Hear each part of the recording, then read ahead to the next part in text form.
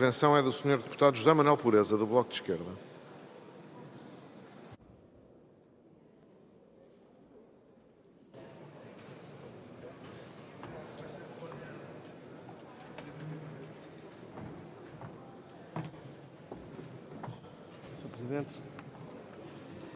Sr. Presidente, Sr. Primeiro-Ministro, senhoras e senhores membros do Governo, senhoras e senhores deputados, este debate sobre o orçamento para 2017 confirma o que todos sabíamos. A direita, justiça lhe seja, mantém-se absolutamente fiel ao seu programa de enriquecer empobrecendo, de crescer encurtando, de aumentar direitos diminuindo-os. Pudesse e cumpriria esse programa custasse o que custasse. Nós aqui estamos determinados para o impedir. A direita mantém-se fiel, justiça lhe seja, à convicção de que não há alternativa a esse seu dogma fanático. E por ser assim, a direita foi anunciando o diabo em cada mês que passou. Dogmático que é dogmático não faz a coisa por menos. Se não se fizer o que o dogmático acha, é porque é obra de Belzebu. A verdade é que desde 2015 é a direita que vive enredada nos seus fantasmas diabólicos. E o maior dos diabos que inferniza a vida da direita é que continua a vigorar uma política de recuperação de rendimentos para os de baixo. A direita tolera muitas coisas, mas isso não. Contra todos os vaticínios do PSD, do CDS e da sua claque de comentadores encartados, este é o segundo orçamento que acrescenta rendimento aos de baixo. É esse o diabo que tanto atormenta a direita. Senhoras e senhores deputados, no debate até agora houve um silêncio estranho e é sobre ele que, em nome do Bloco de Esquerda, eu quero intervir. Debater este orçamento sem o referenciar às chamadas regras europeias é ocultar o dado essencial do problema económico e orçamental do país. Sigamos então o raciocínio do europeísmo resignado em 4 pontos. Primeiro, temos que cumprir as regras do Tratado Orçamental para que nos seja reconhecida credibilidade.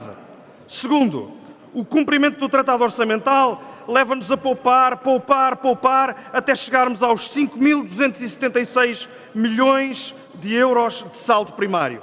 Terceiro, poupar significa falta de tóner e de papel nas impressoras das repartições públicas, significa não contratação de pessoal indispensável para os tribunais, significa prisões a apodrecer e a que não se consegue dar resposta, significa hospitais e centros de saúde levados ao limite da sua capacidade para um desempenho que os seus profissionais quereriam que fosse muito melhor, significa não poder ter uma recuperação de rendimentos para os de baixo à altura das suas necessidades num país como o nosso.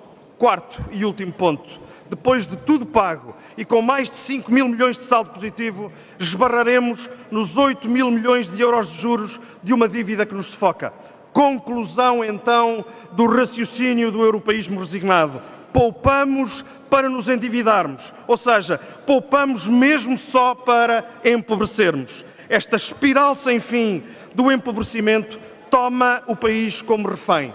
Patriotismo, democracia, bom senso é partir este muro. Um país refém de quem usa contra ele esta chantagem não ganha credibilidade obedecendo e julgando as regras que o levam a ser refém.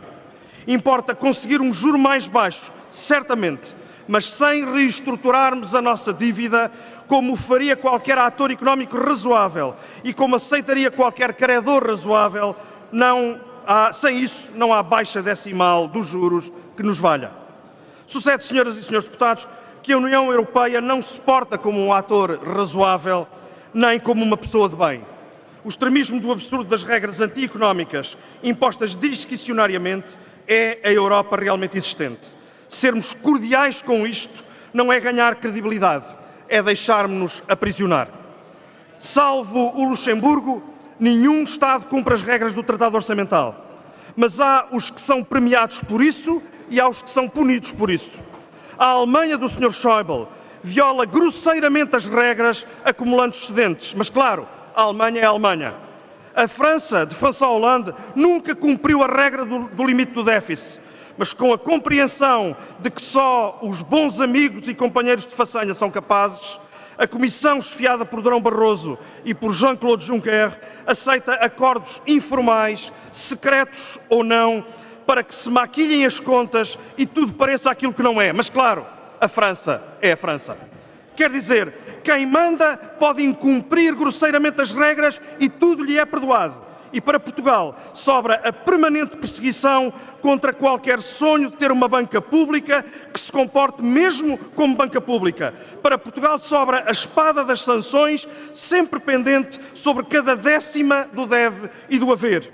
Enquanto não marcarmos a nossa relação com a União Europeia com a recusa desta indignidade, que é os fortes tudo poderem e os mais fracos só poderem ser chantageados, cada discussão de um orçamento arrisca-se a ser um exercício menor de contagem de tostões, porque os milhões, esses, já têm destino traçado.